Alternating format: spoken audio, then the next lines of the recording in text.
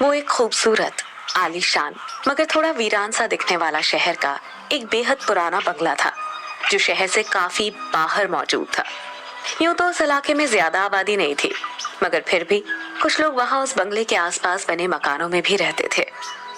आमतौर पर वे लोग उस बंगले के पास आने जाने से भी कतराते थे।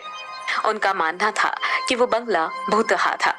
बावजूद इसके उन्हें ये देखकर बेहद हैरानी होती थी कि उस भूतिया बंगले में वे 4 लोग बड़े ही आराम से रहते थे।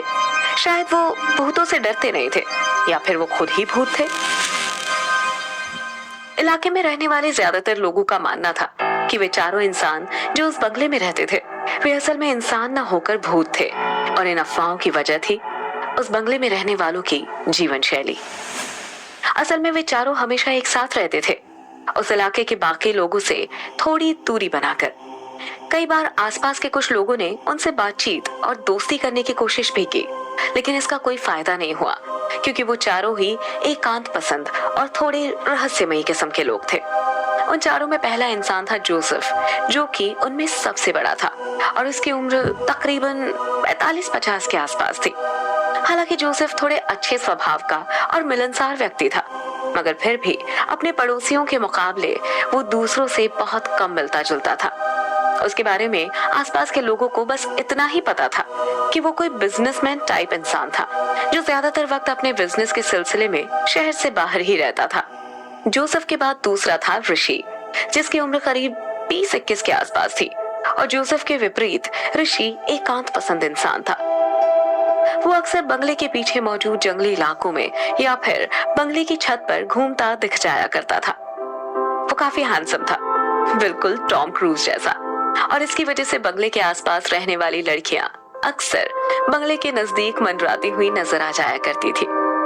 मगर ऋषि उनमें से किसी पर भी ध्यान नहीं देता था। वो हमेशा लड़कियों से दूरी बनाकर रखता था। ऋषि एक बहुत ही अच्छा पेंटर था और ये बात हर कोई जानता था, क्योंकि अक्सर उसकी पेंटिंग्स के सिलसिले में कोई बायर्स या फिर एग्जीबिशन वाले उससे मिलने आया करते थे। ऋषि और जोसेफ के अलावा बंगले में 2 और लोग भी रहते थे, एजे और तन्वी। वे दोनों जुड़वा भाई बहन थे और तन्वी एजे से कुछ सेकंड्स बड़ी थी। फिर भी दोनों पक्के दोस्त थे।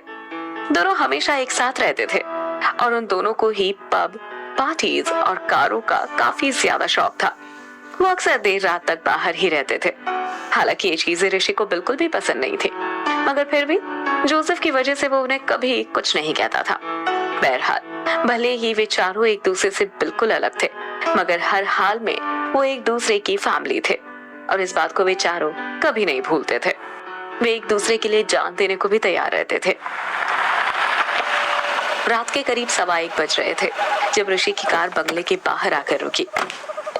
वो कार से उतरा और बंगले की ओर बढ़ गया। वो दरवाजे के पास पहुंचकर एक पल के लिए ठटका, दाएं बाएं नजर दौड़ाई और फिर दरवाजा खोलकर अंदर प्रवेश कर गया। अभी उसने लिविंग रूम में कदम रखा ही था कि तभी लाइट्स, जो कुछ सेकंड्स पहले ऑफ थी, ऑन हो गई। तो तुम आ गए?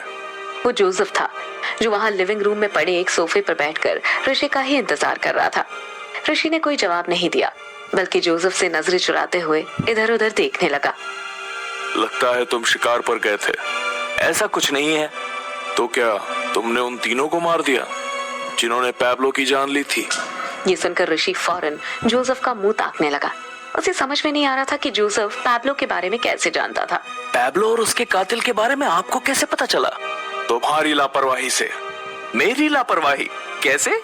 सुबह जब तुम पैब्लो की दुकान पर गए थे तो किसी लोकल न्यूज चैनल की वीडियो फुटेज में तुम्हारा चेहरा नजर आ गया था। ये सुनकर ऋषि बुरी तरह चौंक गया और सोचने लगा, कहीं इस वजह से कोई प्रॉब्लम न खड़ी हो जाए। मुझे इस तरह से लापरवाही नहीं करनी चाहिए। शायद जोसेफ उसकी शंका को भांप गया था, इसलिए वो आगे बोला, फिक्र मत करो, मैंने वो फुटेज क्लियर करवा दिया, लेकिन आगे से सावधान रहना। ये मत भूलना कि हम 20 साल पहले यहाँ क्यों आए थे और क्यों नॉर्मल लोगों के बीच छिप कर रह रहे हैं। मुझे सब याद है। मुझे तुमसे यही उम्मीद थी। Thanks Joseph.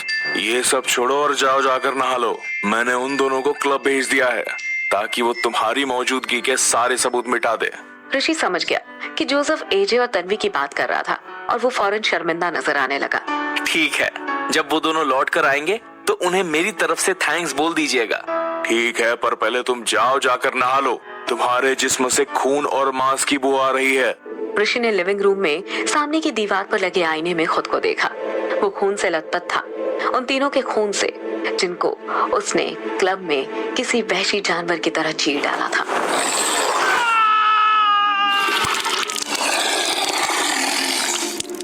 टी शर्ट और जैकेट के साथ साथ उसके मुंह पर भी सूखी हुई कुछ खून की बूंदें नजर आ रही थी।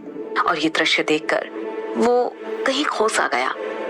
जोसेफ कुछ कह रहा था, पर वो जोसेफ की बात कहाँ सुन रहा था, बल्कि वो तो एक विशालकाय मैदान में खड़ा था। एक ऐसे मैदान में जहां मौजूद टेंट्स में भीषण आग की लपटें उठ रही थी और चीख पुकार मचाती हुई भीड़ उस मैदान से दूर भागने की कोशिश कर रही थी। एक तरफ जहां हर शख्स उन आग की लपटों से दूर भागने की कोशिश कर रहा था, वहीं वो इकलौता इंसान था जो आग की लपटों में घिरे टेंट्स के बीच दौड़ रहा था। वो पागलों की तरह चीख चिल्ला रहा था, मगर उसकी हल्की सी चीख नहीं बल्कि गुर्राहटें निकल रही थी।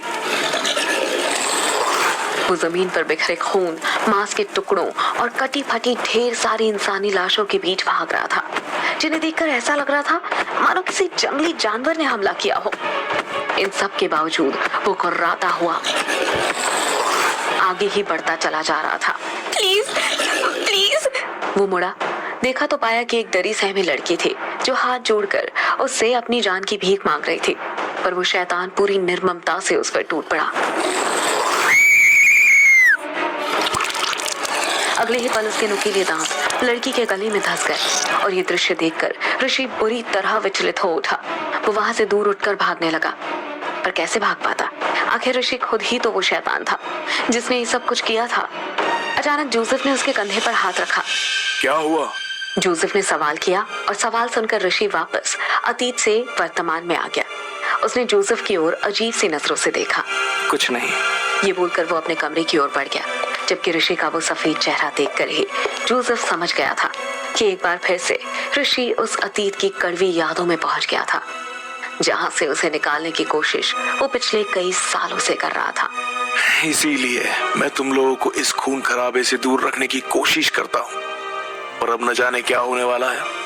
उम्मीद है तुम्हारी वजह से हम पर कोई मुसीबत नहीं आएगी। जोसेफ को बिल्कुल भी अंदाजा नहीं था कि मुसीबत आने वाली नहीं थी, बल्कि आ चुकी थी।